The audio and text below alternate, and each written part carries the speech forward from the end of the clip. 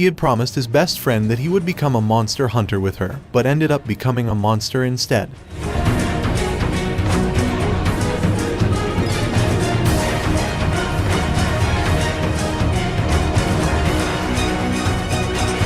This manga story is about a 32-year-old man, Kafka Hibino, who is dissatisfied with his employment as a sweeper. He had wanted to join the defense force and work as a kaiju killer since he was a small boy. But after a few fruitless tries, he gave up on his aspirations and accepted the mediocrity that earned him a respectable salary. But when Lino Ikikawa, an enthusiastic 18-year-old recruit, joins his cleaning crew, Kafka is reminded of his desire to enlist. Once more, after a series of unlucky incidents and an encounter with the junior sweeper, Kafka comes across an unidentified flying kaiju that enters via his mouth and transforms him into Kaiju no 8, a humanoid monster. Kafka aims to give his lifelong dream a final try. In Yokohama, a kaiju appears but is vanquished by the defense force. After that, the body is cleaned by Kafka Hibino's company. As they begin the cleaning, the supervisor notifies Kafka that a position had become available and moves him to the intestines. Kafka disagrees with it, but he is powerless. Kafka could still smell the guts in his bed that night. He notices on the TV that they are discussing Captain of the Defense Force's 3rd Division, Mina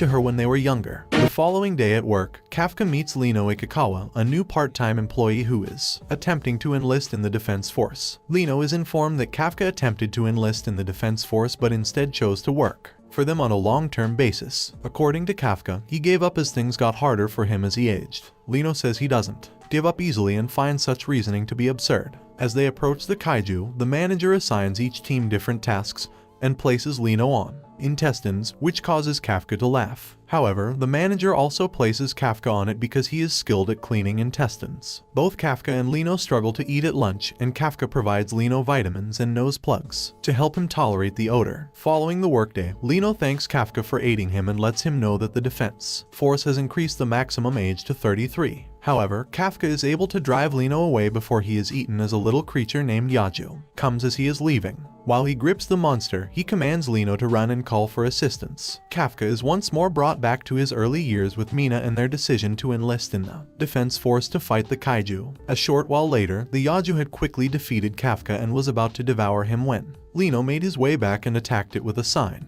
Lino explains that he sent the alarm and that he would be unable to join the defense forces if he fled. When Mina and the 3rd unit arrive, the Yaju is just ready to devour Lino when they destroy it with ease and then search the area for more Yaju creatures. Lino tells Kafka later at the Minami General Hospital that he would have died if he hadn't saved him and that he should really try out for the defense force. Kafka decides to try and accepts it, but then he notices a flying little monster above him. Before he could respond, the monster enters his mouth, claims to have discovered him, and turns Kafka into a kaiju. Lino and Kafka are both surprised, but an elderly guy notices them and sounds the alarm. They make the decision to flee after realizing Kafka would be slain. While taking a bath, Mina thinks back on how Kafka had lied about his intentions to stand by her side as she babbled kaiju. She agrees to send her squad after receiving a call about Kaiju's appearance at the hospital. Lino believes it to be Kafka and attempts to give the elderly man comfort by smiling, but the guy faints from the terror in his face. When Kafka touches the wall, he injures it severely, startling both him and Lino with the extent of his power. They decide to try to escape through the window, which Kafka shatters along with the wall as he tries to open it because of the noise. Kafka begins some strange change as they run, but as a mouth emerges from his mouth and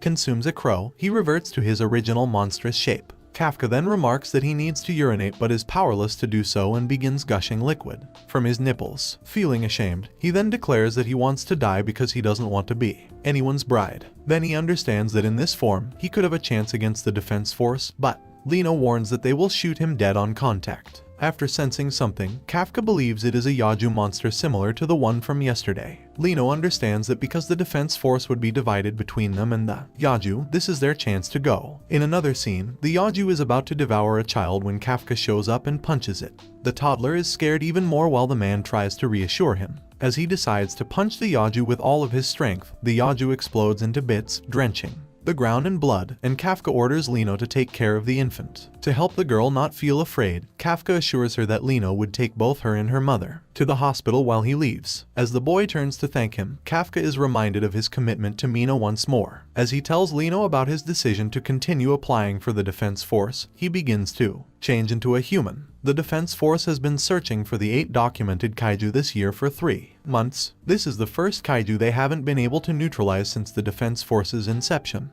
Kafka and Lino Ikikawa receive letters confirming their success on the Defense Force's initial inspection. Lino approaches Kafka, who is cleaning the premises, but notices that his head has been changed and begins yelling at him for exposing himself. Kafka corrects himself, saying he wasn't aware of it and that he occasionally changes when he isn't paying attention. Lino tells him he made it past the first hurdle, but he doesn't seem particularly ecstatic. Kafka explains that he frequently falls short of the second hurdle. Lino worries that he might turn unintentionally, but Kafka tells him that he can manage it, and at that same time, he morphs once more as he attempts to open a bottle. Lino, Kafka, and Defense Forces Takakawa base show up to the Nishi Tokyo testing site 10 days later for the second stage evaluation. As her lucky number for today is 5, and his car is sitting in the 55th parking spot, a girl calls Kafka old man and asks him to move it so she may park. In response to Kafka's perplexity, the girl chooses to move his car on her own, lifts the van with one arm, and tosses it to the side. Hikaru Shinomiya is the girl's name, and she identifies him as an examinee. She then asks Kafka why he smells like kaiju as she turns to face him. Lino Ikikawa reveals that they work at a kaiju disposal company in response to Kikoru's question on why Kafka smells like kaiju. The van is then flipped back, shocking Kikoru by implying that he must possess a private suite, like she does. As he introduces himself, Kafka reminds Kikoru to remember his name. Kikoru says to Kafka that she came to the exam as a type of rite of passage, but that it seems like she may have some fun and that she will make a fool of him. Lino gets upset with Kafka for utilizing his abilities as Kikoru departs, and Kafka tries to explain that he only modified the things she couldn't see. The second level entails 2 tests, a fitness test and an aptitude test. According to Lino, they must perform well on the fitness exam because aptitude is an unpredictable variable that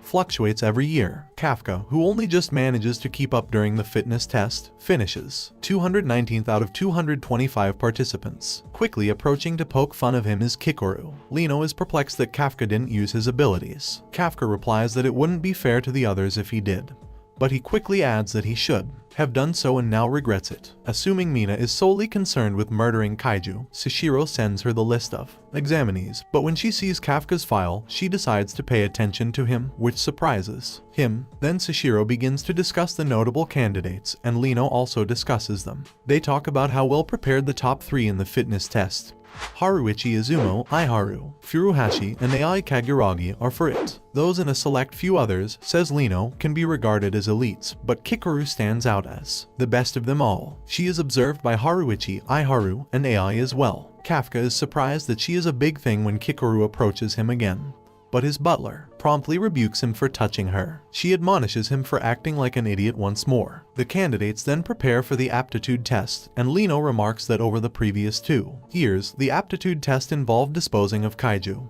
which would increase understanding of kaiju body parts, which is why he joined Kafka's organization. Sashiro introduces himself as the vice captain of the 3rd Division at the entrance to the exam, and says the aptitude test will be neutralizing kaiju. Kafka is shocked when Sashiro discloses that the aptitude test is neutralizing kaiju. Sashiro says that each of them will receive a Defense Force suit, which contains kaiju muscle fibers and boosts their strength, so they won't just send them off like that. Lino unleashes 8% of his combat power after donning the outfit. Sashiro answers his question by saying that he is getting power from the suit, and a skilled general officer only receives around 20% of it. 46% is released by Kikoru, Ai Kaguragi 15%, Haruichi Izumo 18%, and Aiharu Furuhashi 14%. The fact that there are so many above 10% surprises Sashiro and the others. Sashiro says they will pass if they are above 0% and that he has never seen someone with 0, but Kafka releases 0%, which makes Sashiro giggle. After describing how they had set up 36 Honju and Yaju monsters, Sashiro begins the test. A drone with automatic tracking will keep an eye on each examinee. They will activate the suit's shield if their life is in danger, however doing so will result in a failing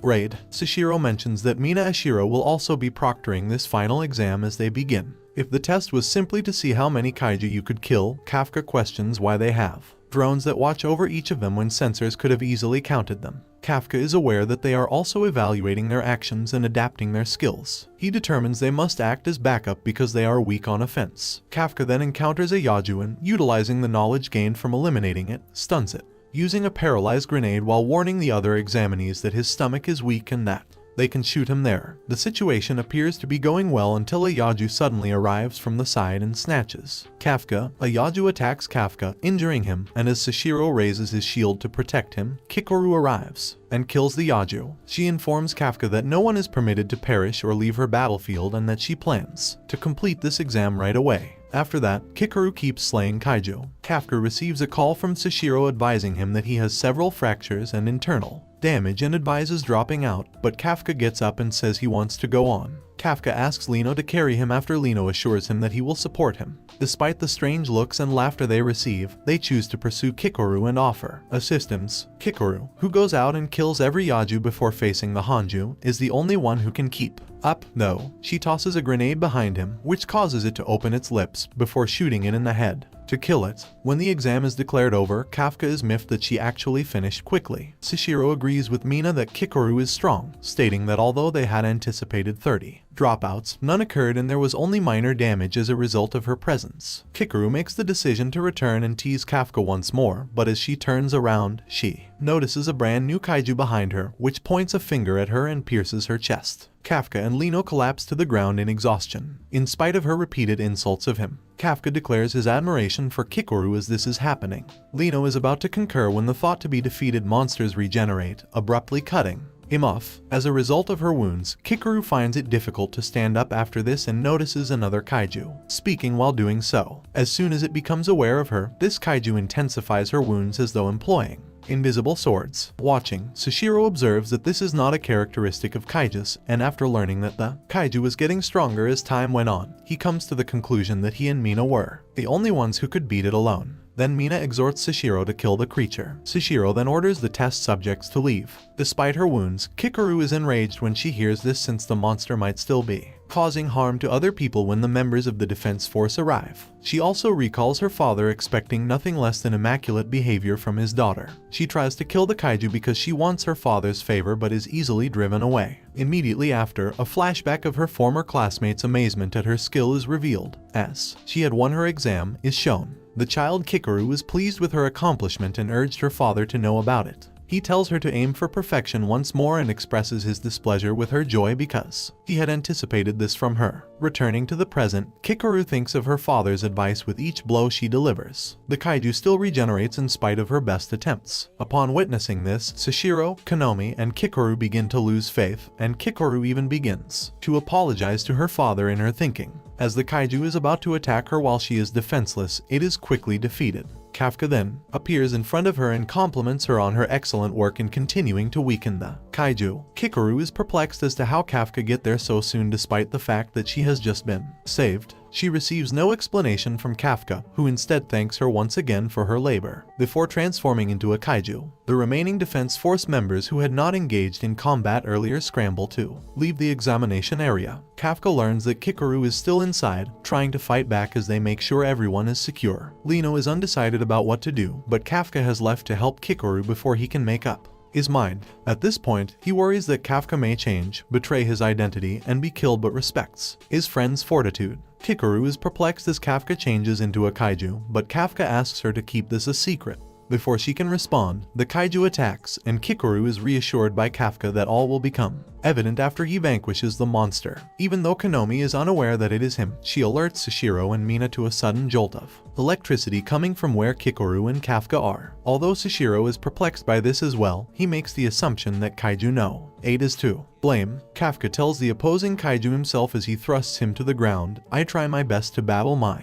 opponent, but I also try to do it as soon as possible in order to terminate things quickly." Then, as Kafka eliminates the kaiju, he attacks his opponent, nearly knocking Kikoru out of the path. Despite the kaiju's ability to regenerate, Kafka is aware that its abilities will prevent him from recovering from the damage he has already sustained. Kafka's hypotheses turned out to be true because the kaiju tries to regenerate but is unable to. This kaiju unleashes an after beast, but Kafka quickly disposes of it. He then turns back into a human, grinning at Kikoru while sternly warning her not to put herself in risk like this again. At this point, Lino locates Kafka and chastises him for disclosing his abilities. Kafka tries to reason with himself but is unsuccessful. Kikoru notices this and is still perplexed, but she does not make an effort to explain since she is too worn out and passes out. Ashiro and Sashiro then show up at this point. At the scene of the kaiju attack, Sashiro and Mina show up. He investigates the region in an effort to comprehend what occurred, but he is still perplexed by what took place. He is then told that Lino, Kikoru, and Kafka have all just arrived at a nearby shelter for evacuation. He asks Mina what she thought of Kikoru despite her strength as he surveys his surroundings. Sashiro makes the independent assumption that the attack of this kaiju and Kaiju no, the 8th of May be related because they left identical footprints. Lino believes Kafka is fortunate to have suffered such minor injuries in the hospital, but also notes that Kikoru's status is stable. Introspectively, Kafka realizes how much more he could lose if he went too far, but that his passion can make him forget such things, and he praises Lino for being a good friend. They weren't aware that Mina had been listening in on their talk, which causes them to be startled when she suddenly walks in. Kafka hesitates to speak to her after finally joining the troop, but stops when she praises them for saving Kikoru. Kaiju no 9 can't believe Mina is that powerful after reading the news that evening and learning that the kaiju he had sent had killed no one. He soon receives a call telling him to get his act together, and he changes into a human to take on the role of a monster sweeper. His mask, though, occasionally falls apart. Kafka expresses gratitude to Lino for motivating him to finish his exams. When Kafka is anxious to learn his test results the next day, Lino is disproved in his belief that Kafka has improved his reliability. Kafka envisions himself and Mina fighting alongside one another in the defensive force as he prepares to open the letter containing his results. Soon after, Mina designates Kikoru as an official member of the defense force. Despite her apparent pride in her accomplishment, Kikoru is actually regretting the fact that Kafka was unable to pass the exam because he had protected her and that Mina had been applauding her. She was still perplexed, though, about Kafka being a kaiju. Kafka enters the room late and apologizes shyly shortly after this idea. Then, when she considers Kafka's results, Mina recalls the Defense Force conference where they had discussed the test takers. Although Kafka had low test scores, she was reluctant to fail him. However, before she could say it out loud, Hoshina cut her off and said that she was willing to accept Kafka because of his humorous personality, which Konomi chastises him for. When the conversation turned to the present, Mina said that she had Kafka skip the ceremony because he had been accepted as a cadet. Iharu is perplexed that Kafka passed the test after seeing this. Kafka and Mina exchange longing glances for one another. After that, Mina declares that there have been more hazardous kaijus appearing, and she trusts her new allies to support her in combat even if there is a chance they could perish. Then, stunning everyone in the area, Kafka addresses Mina by her first name and promises her that he would always be by her side. Then she hesitates to punish him for this because he becomes worried because he had forgotten that he had to address his childhood friend previously. Sashiro laughs at this and is taken aback when he notices Mina's smile. Then, Akinogi quietly informs Sashiro that it probably wasn't the best idea for him to have Kafka with him, but it soon becomes clear that Sashiro had other purposes for passing him. As Sashiro watches Kafka perform his push-ups, he recalls his theories about Kafka's potential connection to Kaiju no 8 and vows to find out more. Kafka and the others joined the defense force 2 months ago. Lino is honing his shooting techniques and it is discovered that he has increased his releasing force to 18%. As he does so, Sashiro is struck by Lino's quick development. Lino and Furuhashi both work out together, and Furuhashi is competing with Lino because he obtained a higher released force than him. However, Kikoru defeats them both in just 1 second, using an unleashed force of 55% to take out all of the targets. She makes a sarcastic remark about her abilities to Lino and Iharu, which makes them both angry. The competition between Haruichi and AI, who are both standing next to them, is evident when AI declares that he has finally caught up to Haruichi's troops. Despite this, Kafka is happy that his force increased from 0% to 1%, and is eager to share this with Kikoru, but she doesn't appear to give it much thought. Even though he may be proud of himself, Sashiro isn't afraid to remind him that with that amount of released force, he would likely be dismissed in less than 3 months. Despite this, Konomi and Sashiro are nevertheless pleased with their junior's performance. The men's group is taking a bath that evening, even though Kafka is making an effort to unwind and talk to his friends about his anxieties. Lino and Iharu's animosity is still evident. Despite Kafka's warning for them not to fight over things he considers pointless, the man laughs at him after noticing his muscles. Hearing their cries, AI becomes curious about what is happening. and when she sees Lino's muscles, Iharu and Lino's disagreements halt abruptly. Despite this, Iharu again sets the tone by inquiring as to why his close buddies decided to join the defense force. He then acknowledges that Mina had previously saved him and that ever since, he had appreciated both her and the others. The others are shocked when Kafka continues by explaining his own motivations and reveals that he and Mina were childhood friends, but they are still open to learning about her personal life. Soon after, Lino is the only member of the men's cohort who is not on the floor when Kikoru and Hakua exit the bathroom. Soon after, Kafka recalls Sashiro's warning that if he kept up his current pace, he would be dismissed in 3 months. Sashiro acknowledges that he has been listening to Kafka talk about Mina when he encounters Kafka by himself. Then Kafka declares that Mina will be his opponent of choice. But Sashiro admits to Kafka that he too is determined to hold on to his position. Sashiro tells Kafka that this will be his first task as a kaiju bursts into the house late at night. The newly chosen Defense Force members are on the bus going to the monster's location, and as they board and get ready for their first mission, Sashiro reminds them of their responsibility. Kikoru makes reference to what Kafka had shared with her regarding his monster form at a nearby restaurant as they are seated across from one another. Despite her horror, Kikoru agreed to keep Kafka's monster identity a secret because doing so would subject him to a rigorous investigation and risk losing his new employment. Kikoru assures Kafka, however, that she will ensure his death if he were to cause harm to others. Kafka so consents to Kikoru's demands. Soon, Kafka's nervousness causes her to look at him and realize she must stop thinking. Lino and Kafka examine the creature they are supposed to kill at the base and are astounded by its size. Sashiro alerts the newcomers to the monster's whereabouts and assigns them the duty of destroying it. With this, he also makes it known that Mina is in charge of another squad that will deal with the base monster, leaving the newcomers to focus on the after monsters rather than the more serious danger. He bids them farewell and they go away. After that, Lino expresses his support for his friend by having one final conversation with Kafka about his eagerness to begin the mission. After that, Kikoru surpasses Kafka by a wide margin. Sashiro waits for the rookies to impress him after sending them on their task.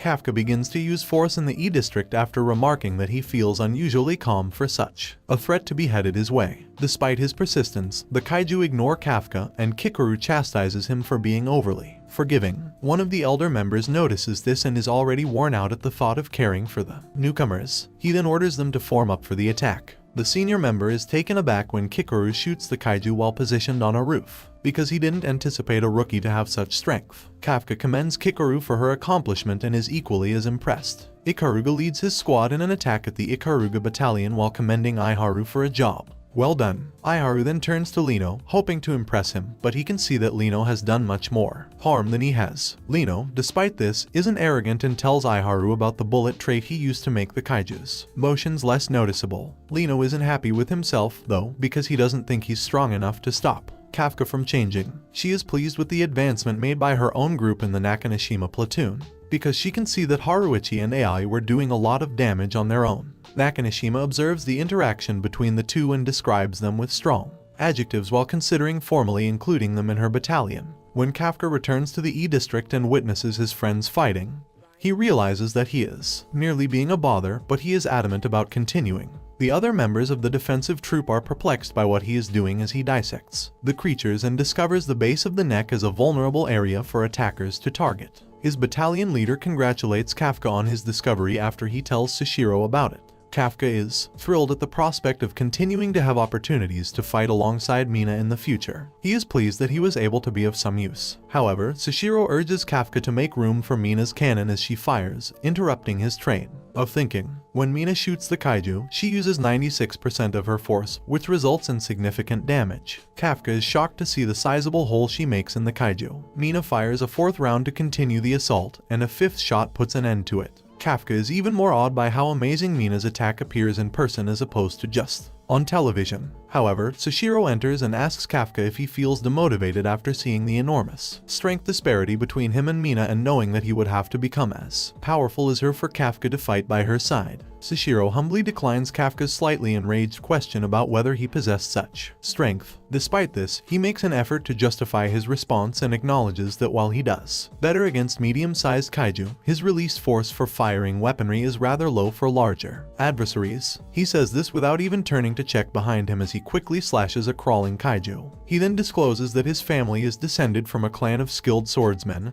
and that, as vice captain of the defense force, he receives specialized weaponry that is tailored to each member's needs. He instructs Kafka to take care of the numerous after beasts that are produced after a basic monster is killed as he closes their chat. In order to slightly terrify them, he doesn't just tell Kafka this and then give the rookies the command to defeat the after beasts. Some senior members of the Nakanashima squad make fun of Haruichi and AI because they appear intimidated, but Nakanashima inspires them to continue. Since this is their first mission, Akinogi saw that the rookies were pretty worn out while watching the platoons, but Sashiro sees this as a chance for them to grow. Although Kikaru has already made significant progress, he believes Lino has potential as well. On Lino and Iharu's side of the argument, Iharu actually wonders why, despite his intensive training, he keeps losing against Lino. Lino is confused as to why the disposal crew member is there as he starts moaning about how the monster's organs keep getting destroyed. As they get ready for work, some members of the disposal crew try to catch a glimpse of Lino and Kafka at work. However, they are interrupted by another crew member who is curious about the whereabouts of one member, and Toku surmises that he is probably hiding in the restroom once more. He is proven wrong, though, as this team member appears and begins looking over the vanquished kaijus without Lino or Iharu knowing. He then discloses his strategy for wearing down the defense force by using versions that split and regenerate. Lino tries to follow what the masked kaiju is saying, but Iharu quickly cuts him off and confronts him. The kaiju strikes him with a finger that resembles a gun without becoming scared, narrowly missing Iharu's heart. Lino tries to reassure Iharu as he falls to the ground hurt. The kaiju changes back into his normal form as this is happening, and the two remember him from their entrance exam when he defeated Kikoru. Lino tries to alert the officers when the kaiju orders himself to take a living troop member back with him, but the attempts fail because the kaiju has already cut off the link. He succeeds in breaking Lino's leg during his subsequent attack. The kaiju is still dissatisfied in spite of this. As this is happening, Lino recalls what the Kikoru stated regarding the kaiju's finger that resembles a gun, surprising the kaiju who didn't anticipate anyone knowing about it. Lino orders Iharu to flee in order to alert the more seasoned member as the kaiju continues to shoot. Iharu, however, is obstinate and declines Lino's offer of protection. Lino rushes him out of the kaiju's firing range before he has a chance to say anything further. Iharu finally agrees after this and departs. Lino acknowledges his fear, but he reminds himself that he wants to join the army and be a soldier willing to sacrifice himself for his comrades. As a result, he starts making preparations for an assault. Lino realizes that even Kikoru was defeated by him as he battles the kaiju. He would try to gain time for Iharu to capture the top officers despite believing he was no match for the kaiju. Lino quickly dodges the kaiju's attacks while attempting to shoot it. Iharu can still feel that Lino had improved much from the day before, despite the fact that he cannot watch the action. However, he soon has his thoughts disturbed when he almost takes a blow from an attack, which still slows him down. Iharu becomes alarmed at this point. In a recent flashback, Sashiro is explaining to the rookies that only a select handful can surpass this wall in their stage of training because their range of release force is only about 20–30%. Iharu just thought about being stronger after that day. In spite of this, Lino still comfortably outperformed Iharu, which is something he admits. Rewinding to the present, Lino is still battling the kaiju. The kaiju changes into a larger and more powerful version of itself, suggesting that it had simply been warming up all along. When Iharu notices Lino being attacked, he intervenes to push his friend away, injuring him in the process rather than Lino. Iharu then understands that, rather than Lino, it has been him who hasn't been happy with himself. Out loud, he reveals to Lino that Iharu was planning to defend himself despite his wounds. Iharu then affirms that he warned the higher officers in advance by sending out a flare. When the kaiju notices their tenacity, he reminds the two that their obstinacy is worthless, because nothing can exit the walls he has set up without his permission. Iharu reassures Lino that the only way to stop the kaiju is to just kill them, and they both race to do this. Iharu uses an electric bullet during their assault and makes a reference to a time in the past when Lino himself had experimented with various bullets. Despite this, the monster strikes again, and Iharu, who is accustomed to dodging its blows, orders Lino to fire from behind. His strike appears to be successful, but it turns out that the kaiju was shielded by a wall constructed of monster corpses. The kaiju mocks the two newcomers after undergoing another strengthening metamorphosis, and is sure of its victory. Sashiro is told about the humanoid kaiju and that Lino and Iharu haven't responded to any communications where the Hashina platoon is. Kafka notices one of the kaiju corpses moving not far away, but before he can react, Kikoru surmises that the kaiju they battled is returning. Concerned for his friend, Iharu calls out Lino's name as he sees him lying on the ground hurt. Lino understands that his injuries are severe, but he pushes himself to continue fighting.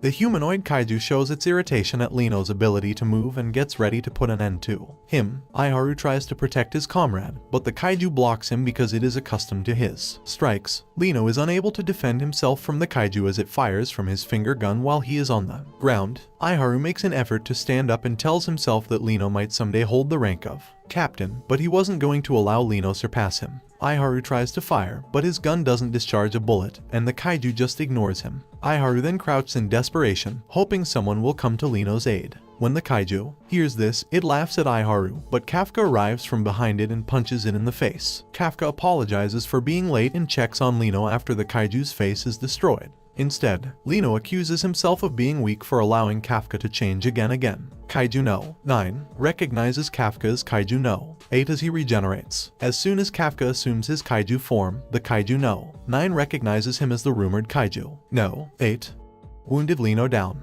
Despite being aware of Kafka's immense power as a kaiju, Lino is nonetheless concerned, even though he discloses that he still wants to utilize Kafka's body as one of his pawns due to his immense power. The humanoid kaiju is perplexed as to why the author is helping mankind. As a kaiju, he then shoots Kafka twice in the chest after saying this. Lino is surprised to see Kafka bleeding because he did not anticipate Kafka to sustain injuries. In his kaiju form, the kaiju, who does not appear to be intimidated, builds even more horrifying weapons from his corpse. Aiharu observes this and understands he had only been warming up against him and Lino. Lino is alarmed by Kafka's outrage, which is the opposite of his usual fear. The kaiju had been firing such things into Lino and Aiharu's bodies. The humanoid kaiju does not react as Kafka charges forward and lets out an extraordinarily loud roar. Despite this, the kaiju is bewildered, which enables Kafka to strike him again. The kaiju attempts to deflect the blows by ejecting a wall of dead bodies to buy himself some time to resurrect, but Kafka destroys the wall before he can.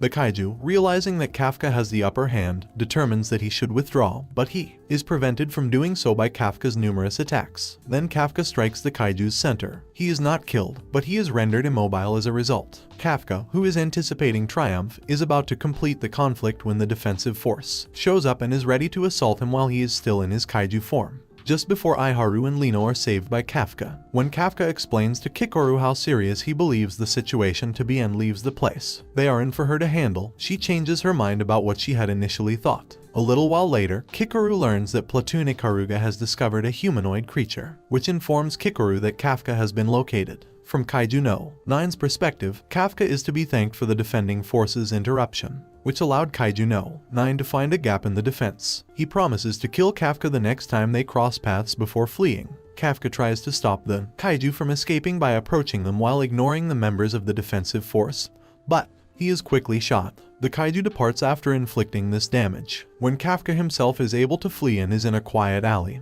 he believes he is safe. It turns out that Sashiro locates him and draws his blades before alerting the other troopers to the discovery of Kaiju no. 8. Kafka is attacked by Sashiro before he can respond. Although his blows don't do much, they are frequent and swift, making Kafka helpless to fend them off. Kafka recalls Sashiro telling him that he was used to fighting tiny creatures like him during a brief lull in the onslaught and knows that he wasn't playing a ruse. Kafka notices that Sashiro isn't the same enthusiastic person among his coworkers or while he's fighting monsters as he begins to use his 92% unleashed force. Kafka thinks of ways to block Sashiro's strikes as he prepares to attack. He dismisses attacking him right away, but shortly after, Sashiro cuts open Kafka's chest, interrupting his train of thought. Then, Kafka understands that he cannot overcome Sashiro by being timid and recalls that the Defense Force's suits are organic weapons created by incorporating pieces of slain kaiju. This indicates that the suit produces greater power the higher the released force is. When he first observed Kikoru's motions, Kafka confesses that he initially felt it was silly, but when he encountered Sashiro's inhumane skills, he realized he had been mistaken. Thought to have avoided one of Sashiro's blows, Kafka briefly lowers a guard before being startled by an apparent unseen slash attack that slashes off his hand.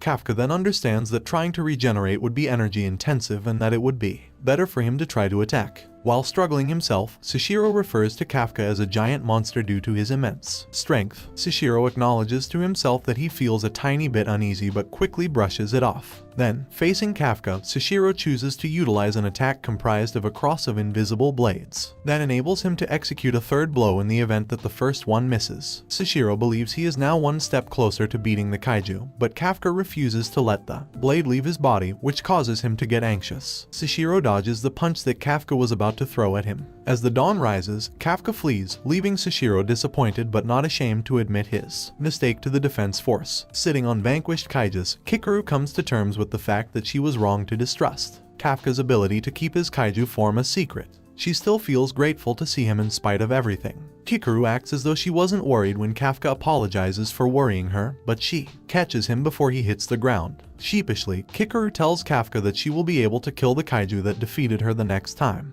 no matter how many times she apologizes for allowing him to escape. Kafka gets ready to depart to check on Iharu and Lino, but Kikaru reassures him that the defending force was stronger than he had anticipated. Not far away, Mina asks Sashiro about the power of Kaiju no 8 after remarking that it is rare for him to be depressed. He explains that the kaiju had the strength of a Daikeiju after making a mocking attempt to photograph Sashiro, and Sashiro tells her of his statements that he had humanoid qualities in his demeanor. Sashiro is reminded of this by Mina, who swears to wipe out all monsters, regardless of their identity. Ikaruga then tells Sashiro about Kaiju no 9's changes into a person. Later, as a group of monster sweepers are watching the news, Sashiro stops by to see them. While watching the news in the hospital, Lino learns that Kaiju no 8, also known as Kafka, is the most recent monster to have a code name. Lino thanks Kafka for saving him and Iharu when he sees him standing next to him. Then, Iharu surprises them both by inquiring as to why Lino is expressing gratitude to Kafka. Kikaru devises the justification that he assisted them in learning about the monster's organs in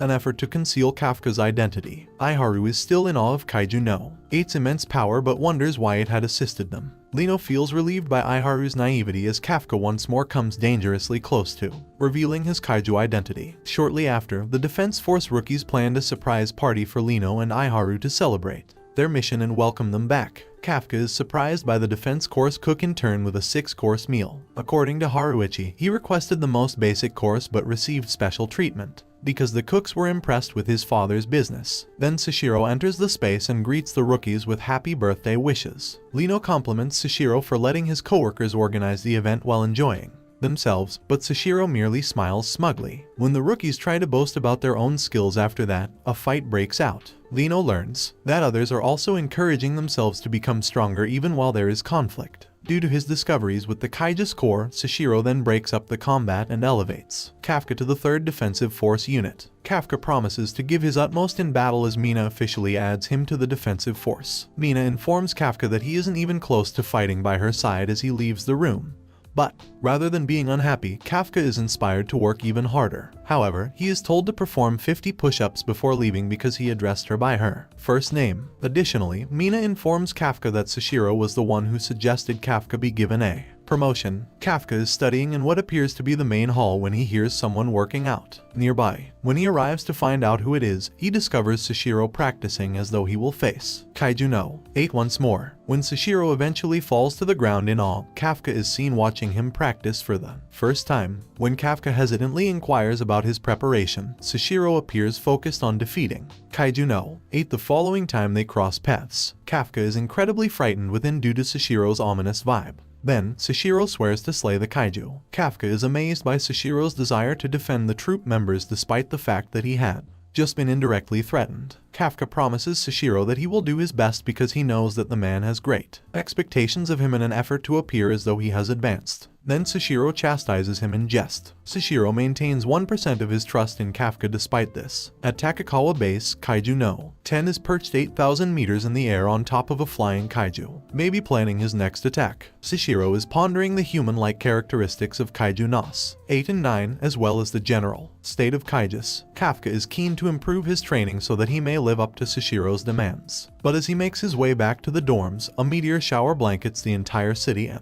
awakens the Defense Force personnel. Sashiro asks Konomi where the situation is in the midst of his panic. She makes the speculative claim that the region has been infiltrated by kaijus, who are all base monster leveled. Her prediction is confirmed when one of the monsters launches an attack similar to a cannon out of its mouth. Sashiro then gives the order for all night guards to report for duty and speculates that since there have been no reports of base damage, the base may be the kaijus' intended target. Not far away, Kafka notices that the base is engulfed in flames and can spot a kaiju that looks like a pterosaur. Kafka talks to Sashiro about how many kaijus there are and how they are all solitary. Sashiro is persuaded by this evidence that a strong commander is responsible for the attack as another humanoid kaiju materializes in front of him. Then Sashiro warns Kafka to call him back so he can cope with the approaching kaiju. As soon as Sashiro Hashina sees Kaiju No. 10, he knows that he is the leader of the attacking kaiju. He asks Sashiro about the toughest opponent he may face right away, surprising him. Sashiro comes to the conclusion that since Mina, the commander, wasn't present, he would have to fight him. After selecting his target, the humanoid kaiju unleashes a massive force from his hand, which Sashiro barely manages to avoid.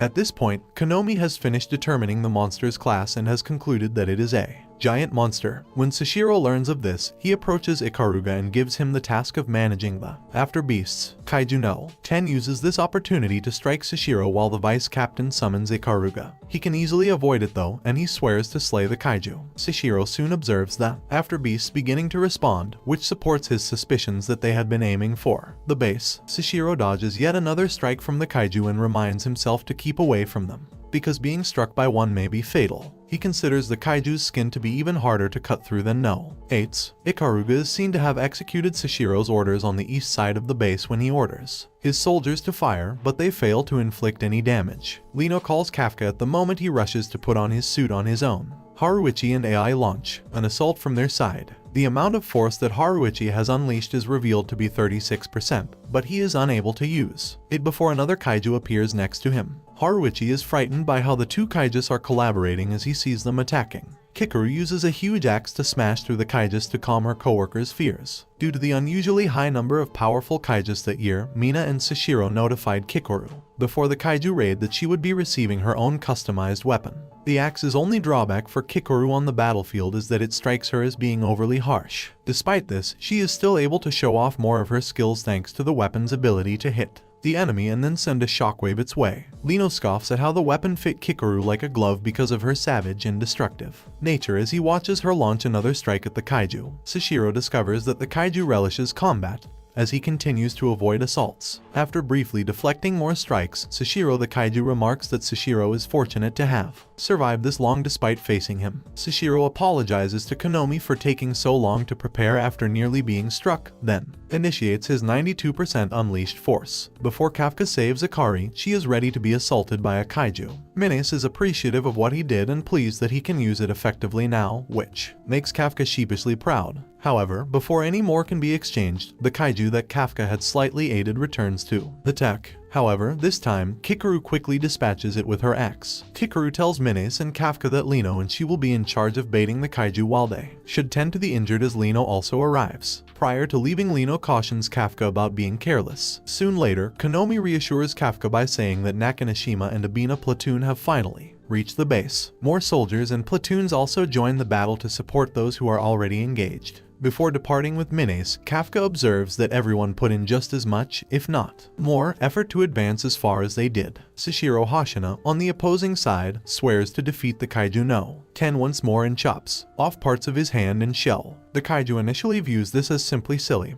but is immediately disabused of this notion as Sashiro makes another cut through his body, demonstrating that the previous blows were merely ambushes. The kaiju enjoys fighting Sashiro despite his wounds and danger because he believes that a fight should be an exchange of blows with a foe of like strength. The kaiju is then slashed by Sashiro in a series of quick attacks, but it keeps regenerating. Kafka can sense that Sashiro Hashina is in difficulty even though he is unaware of his precise location. He is really right because the kaiju Sashiro is fighting, Kaiju No. 10, is growing larger after being chopped several times. Sashiro feels relieved that he carried an ultra-high temperature steam capsule as this is taking place. The kaiju is unharmed despite this, leading Konomi to believe that he has a resilience of 9.0. Even though it appears that he is losing, Sashiro keeps avoiding the kaiju's assaults despite it being stronger than before and succeeds in getting on top of him. Sashiro speculates that his blades would never penetrate all the way, alluding to his dislike of confronting bigger kaijus. Sashiro realizes that if he uses his suit under the same circumstances, his life may be an even greater risk when his suit overheats just as he is about to attack. Sashiro determines he will just have to kill the kaiju in a hurry after hearing this. But when Sashiro also discovers After Beasts and the kaiju self-destructs, his problems only get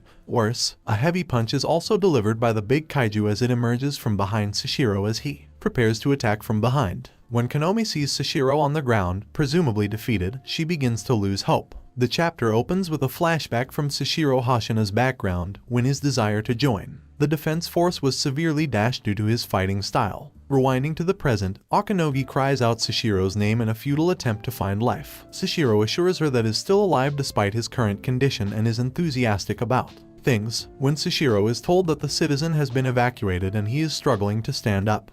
He swears to complete his duty to the very end. Despite his attempts, Kaiju no 10 just makes fun of Sashiro for trying at all because he doesn't think his feeble swords have any power. Sashiro does not respond, but he is aware that despite what he has been told his entire life, his swords are not as helpful as larger weapons. In a different flashback, both his father and a former co-worker advise him to leave the military. He was greatly inspired by Mina Ashiro since she didn't discount his strength just because he practiced sword fighting. Rather, she desired his might at her side so that she could easily clear paths for her to shoot adversaries. Back in the present, Sashiro is still fighting rashly and employing practically all 6 of his forms. Despite his best efforts, the kaiju still has little trouble capturing him. Kafka jumps to Sashiro's rescue on his side of the situation. Kafka apologizes to Lino Ikikawa and transforms even though he remembers Lino Ikikawa, instructing him not to. Lino is strongly opposed to this, but before Kafka can join the fight, Sashiro just chuckles and puts a stop to the explosion, claiming that he was merely clearing the way for Mina to unleash. Mina enters with her tiger, Bako, and cannon prepared with a 96% unleashed force. All of the squad members are comforted by Mina's promise to destroy Kaiju no 10, who previously severely hurt Sashiro. Despite his best efforts, Mina's cannon easily dispatches the second humanoid kaiju. Taking advantage of this opportunity, Mina orders Bako to attack. However, Mina fires more ferocious shots at the kaiju first. As he observes the incident, Akinogi is astounded by how well the kaiju is fighting the vice commander. With 63% of his unleashed force, Sashiro strikes out once more, remarking that he might be able to establish a gap due to the kaiju's reduced mobility. When Sashiro learns he lacks sufficient output power, Kikaru arrives to assist him. Sashiro exhorts her to carry on fighting even though she lacks the strength to cause any damage, but soon later, she collapses from heat exhaustion. Sashiro doesn't hold her responsible and carries on attacking.